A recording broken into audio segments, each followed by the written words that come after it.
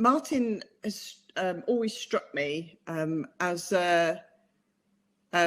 someone who's not only got huge energy, and when we've met in person, we kind of bounced off the walls a bit, I would say. Can you remember that, Martin? It seems like a long time ago since we met in person. But Martin is one of those people who's deeply thoughtful and deeply cares. And that's how I feel. And I think that's how we connected. So I'm really looking forward to Martin's talk here. And I hope you will all enjoy it as well. Thank you. Thanks, Sally. Can I just check that everyone can hear me?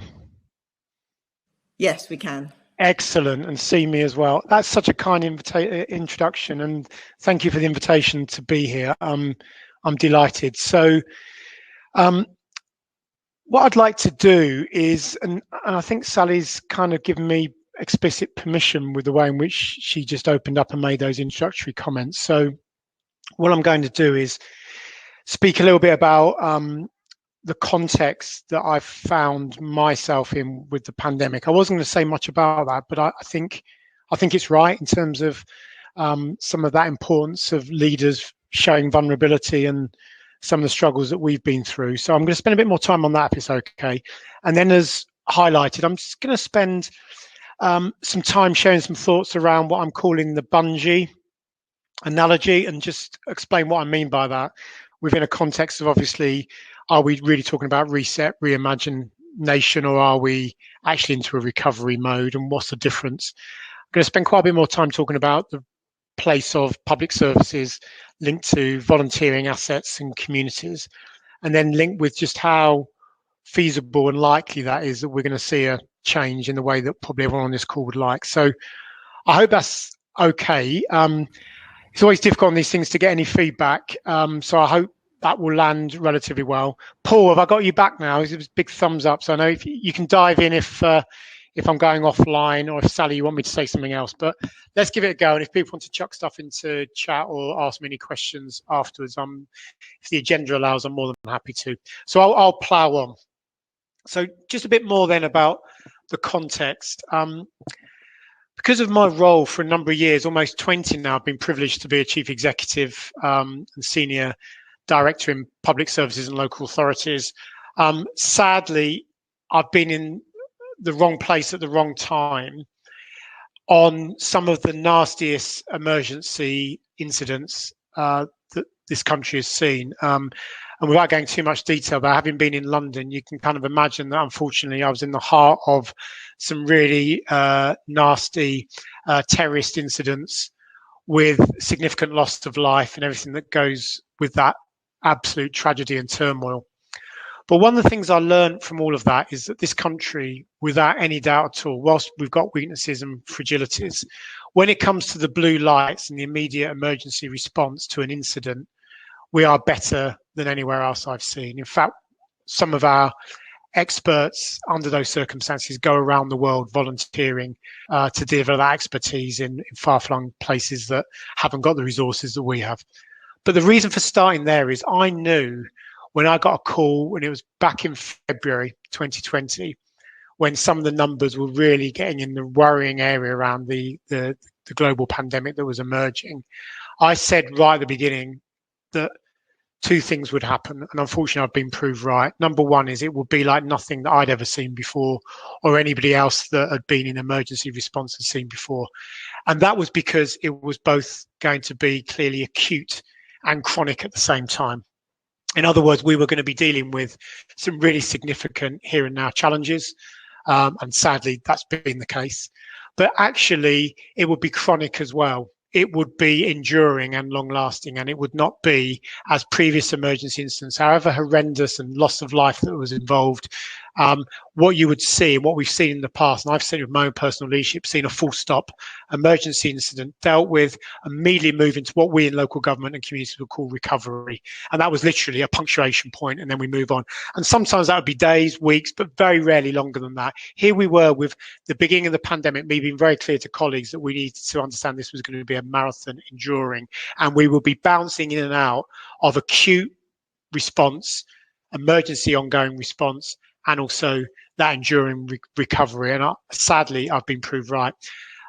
But the other reason, and this is really important to give you context on what I'm going to say, the other reason this has been incredibly different, and I would say from my position unique, is because actually this had all the hallmarks of affecting absolutely everybody.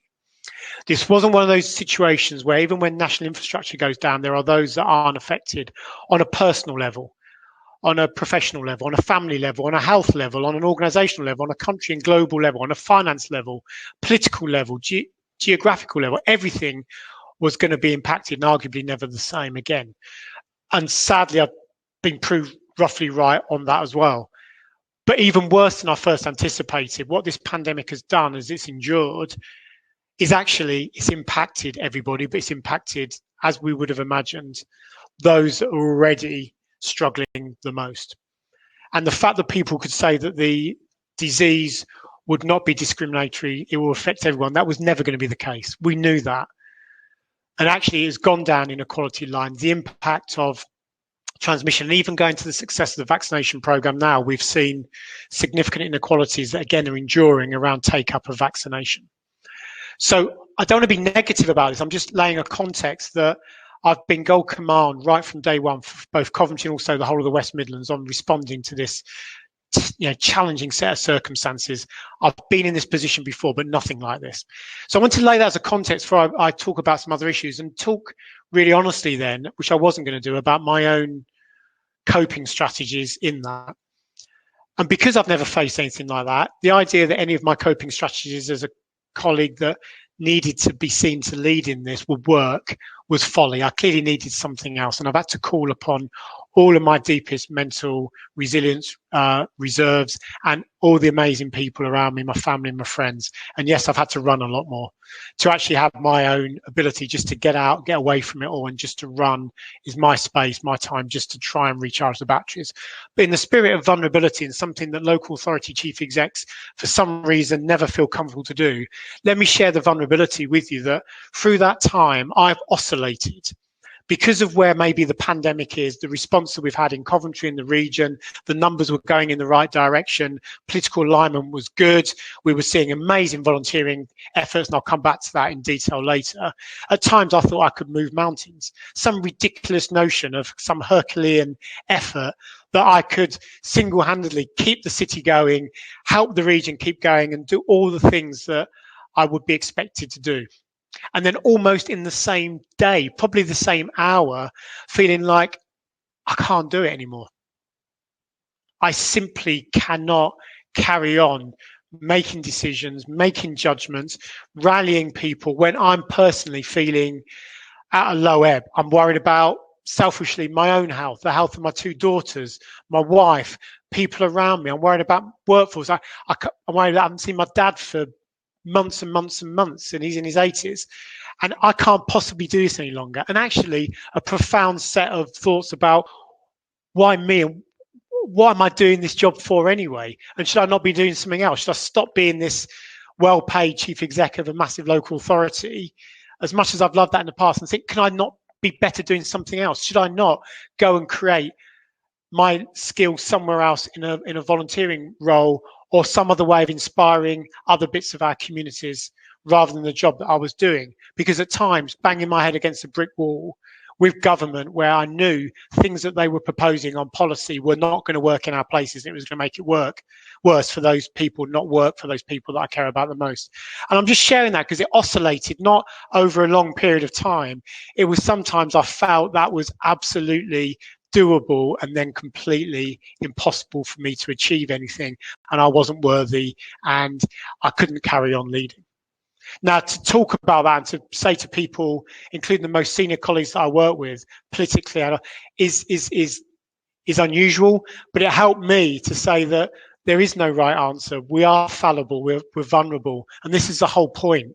But by searching for some of that resilience, robustness around us, maybe in those networks that we're not called upon before, with people in fundamentally different professional, personal backgrounds, was my source of strength throughout. And I guess why I was able to carry on coping as best I could was actually I kept focused on the fact that the assets, the kind of people that didn't have the privilege of support, space that I had both at home and at work, they were carrying on delivering. So I needed to too, but to actually share just how difficult and challenging that has been. And by the way, because of the nature of the pandemic, just how challenging it still is. Just when we thought we were starting to lift off our knees and move forward as a city, as a region, as a country, we get these knockbacks. And that mentally is really challenging. And I would say what I'm seeing makes me inwardly weep when I see some of the challenges on our mental health services, particularly on young people. I weep. Because actually what we're creating here is a set of challenges on mental health for our young people. Also those literally felt like they've been put on the scrap heap because of unemployment and challenges that actually was going to take us a long, long time to deal with.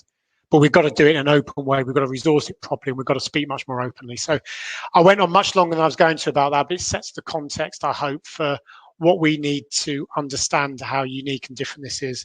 So in that spirit, what would I share my thoughts with you on around something I've been banging on about for some months now is the bungee. And I think what's happened, and this I'd be love to be challenged, what's happened as a result of everything I've just said and the manifest profound impact it's had on everything and everyone is actually it's stretched us all and all of our systems, our organisations, our communities, our volunteering, everything to the maximum point of tension, and understandably so.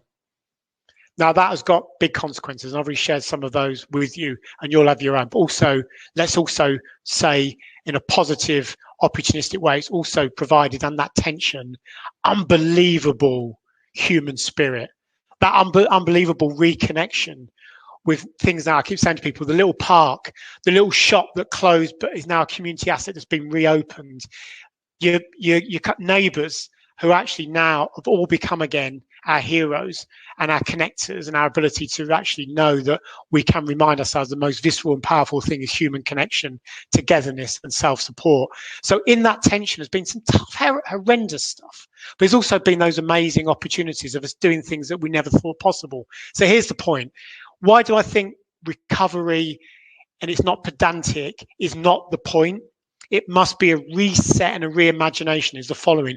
We must not, everyone on this call, everyone that cares about our places, must not allow that bungee to inexorably and seductively, as it will be, to go back to its previous form. We've got to allow those things that we know have not worked and have been horrendous. We've got to allow those to subside. Of course we have. We can't continue. But the things that we know have worked, the amazing mobilization, the incredible rush through bureaucracy that used to hamper us, the trust that wasn't in play before is now in play. We must harness that. But above all, the reason I think it's about reimagination, we've got to use this as an opportunity, and you've probably heard it in my voice already, to say that what we had pre-pandemic was not right. The way in which the interaction between public services, government, local people, community volunteer groups, commercial sector was not right. We were not creating the right kinds of sustainable, equal kind of set of places that we all want to be living in, and we want our children and grandchildren to grow up in. So therefore, something fundamentally has to change. And I would argue, if nothing ever good comes out of a pandemic that kills so many people and creates so much misery, but what has to be good is a reminder of just those assets, and actually a reimagination of what we can all do to let go and remind ourselves of something that actually the biggest strength of all is not our organisations, not those bureaucracies and structures and hierarchy, but they actually are a reimagining of people and the amazing depths of people. Even those that are unfortunate enough to live in some of the most challenging of circumstances are not a deficit. They're not a liability. They're the most amazing asset that together we can reimagine our places with our people through their eyes. That's why I think there is a massive difference between recovery and allowing that bungee to spring back, as opposed to allowing it to harness those things that we know should continue to hold us all to account under tension as we go forward. And I hope that we're able to do that. So what have we learned then about resilience?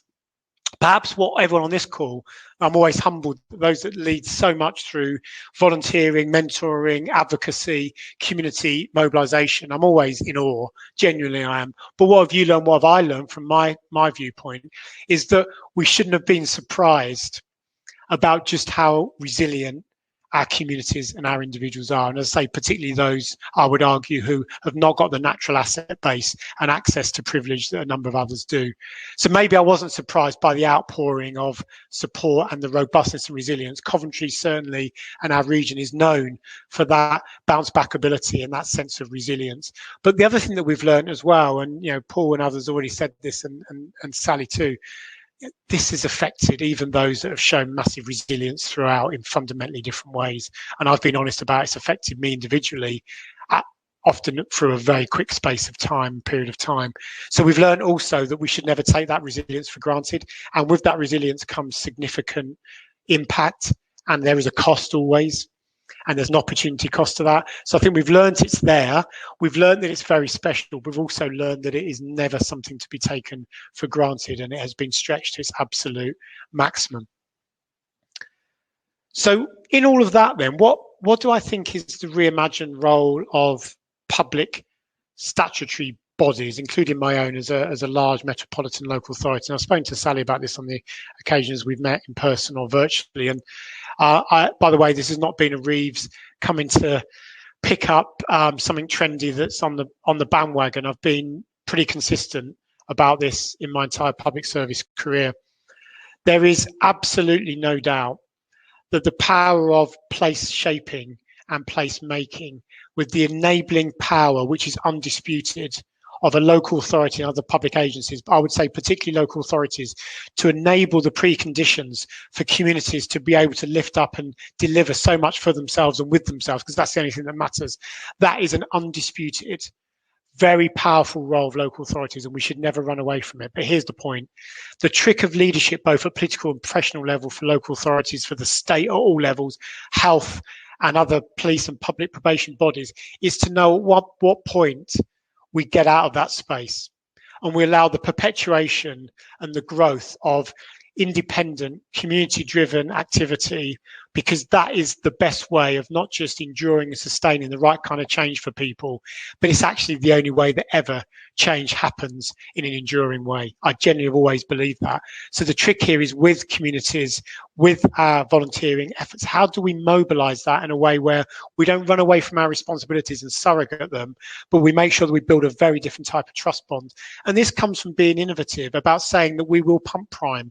We will inspire, hopefully, with early thoughts of we're with you, but then to retreat to the back of the car, not drive it from the front seat, to be able to be in support mode, a champion mode, but then to remove ourselves entirely with this most amazing of pride about, yeah, we had a little role to play.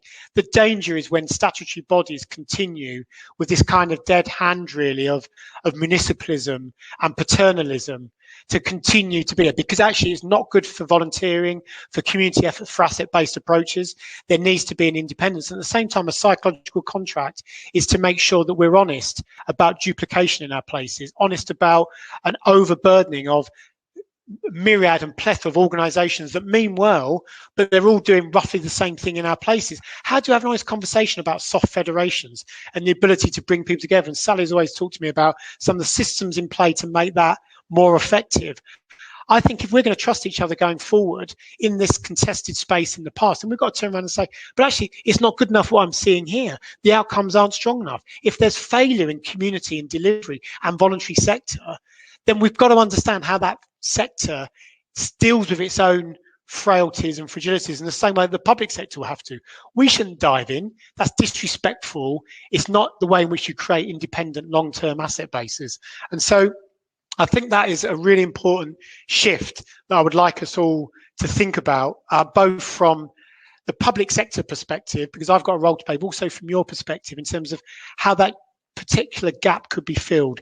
But back to my bungee, there is now a willingness, a goodwill, a determination to think very differently about how commercial sectors work, how the public sector works going forward with constrained resource, but realise that the people that have really stood up during this pandemic, and the local authorities have been amazing, have been those people down their streets, in our places, who have come together and created an overwhelming asset. So what else have I learned just about this change then and what this could look like?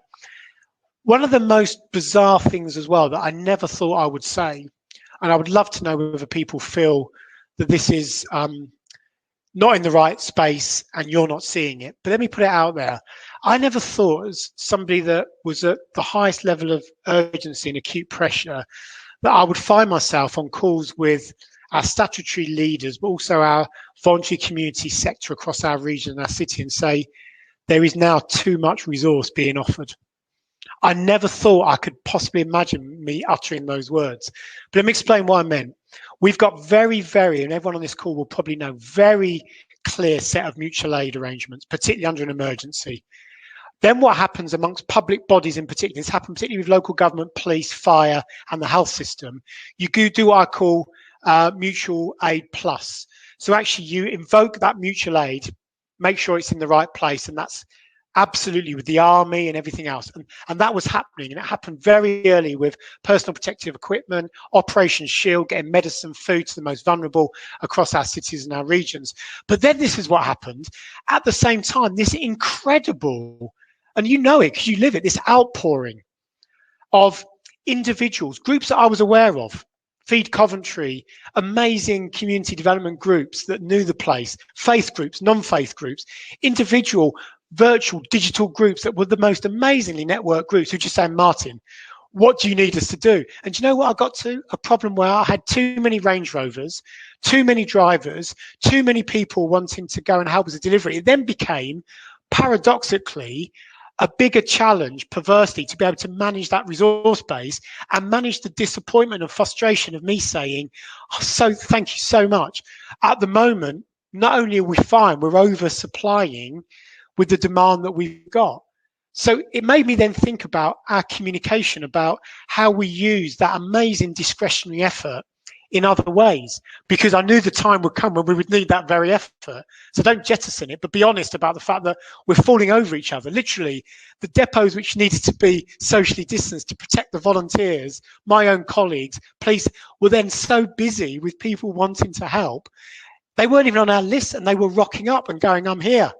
I've rolled my sleeves up. What do you want? And it kind of made me emotional, but also it made me realize that my job as well is to mobilize and understand the resource, but to bank that effort, because the time when the bungee comes back will be a time where those very people that have stood up, and by the way, they were worried about their own personal health and well-being, their families, their own businesses, their own community voluntary groups, and they stood up.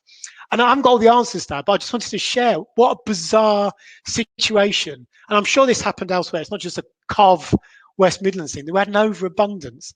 People were almost too kind in their offering. And the thing that came out of me, above all, and you take nothing else from my ramblings, what was wrong before the pandemic with Brexit and a dislocation and a disenfranchisement of a number of people and a polarization of our communities, was kindness went.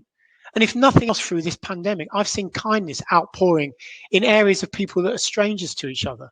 And that kindness has to be kind of held. But kindness sometimes is to say, not now, or not that type of support, because it's not the right kind of support our most vulnerable people need.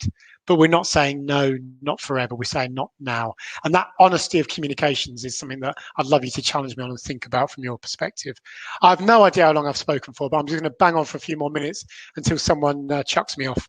I hope that's okay. If someone wants to shout, if that's not, that's fine.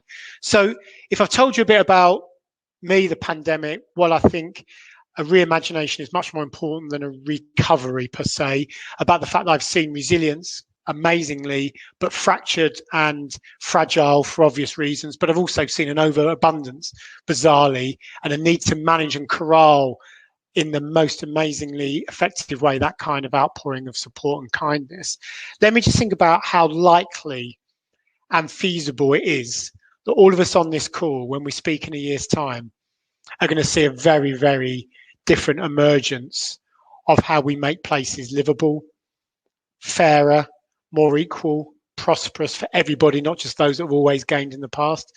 Let me give you a sense of a Reevesometer of optimism on that, and also realism. If this reimagination, in the way that I've explained some of it and not all of it, because we haven't got time, is ever going to happen, it will happen now. If it is ever going to happen, it will happen now.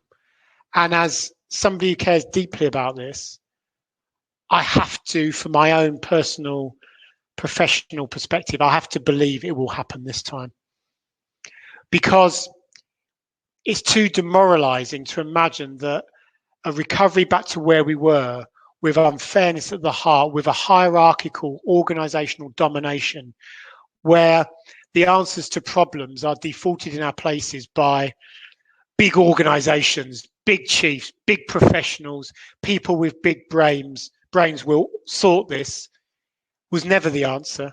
And it's certainly not going to be the answer going forward. If we learn nothing else, everyone. Yes, scientists, the vaccination program has proved that power of big brains, big data. But if we learn nothing else, we're quite small in the overall scheme of things. So actually, the answer to that is if there's 100, 1,000, 10,000, 100,000, 1 million small ways in which together we can nudge forward with new ideas, new innovation, disruptive thinking of people that have been considered to be maverick in the past. That's the mosaic. That's the answer to how we're going to create different kind of places going forward, not by reverting to public bodies, to professionals and to politicians. We've got our role. I'm not going to step back from the importance of my role, helping to enable those conditions, but I'm not the answer. The answer is out there. And so I have to believe it's right. We'll have to believe it's right. And there are a number of things that I'm seeing in terms of a shift at a professional officer organizational level about realizing that the sky did not fall in as we rushed through previous issues that we would have literally gone to the hills for, to ensure that we always stuck to those governance issues, those bureaucratic issues. We realise that there's a better way of doing things. There's a better way of procuring and commissioning. The scales have come off the eyes and people have realised outcomes are better. It's better for us. It's lower cost and it's the right thing to do. So I don't believe we can go back. Do I think the political establishment at national central level will trust local places, trust local government and communities to be the answers to the problems which only we understand? No, I don't. I have to be positive, but I don't believe that shift will happen in the same way. So we've got to be activists. We've got to find a way of saying local places are the answer. We know our places best. We know our assets. We know our nuances. We know our history. And we've got a vision for how we want to make our places better.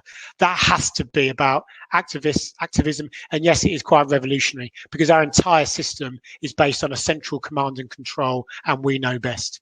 So I hope all of this, and I've seen Paul Popper, so I'm going to shut up. I hope some of that, if not all of it, has landed. I hope it gives some context for the rest of the session. And just, humbled again to be asked to speak. The fact that anyone ever wants to hear any of my random thoughts is always really quite humbling. So thanks, everyone.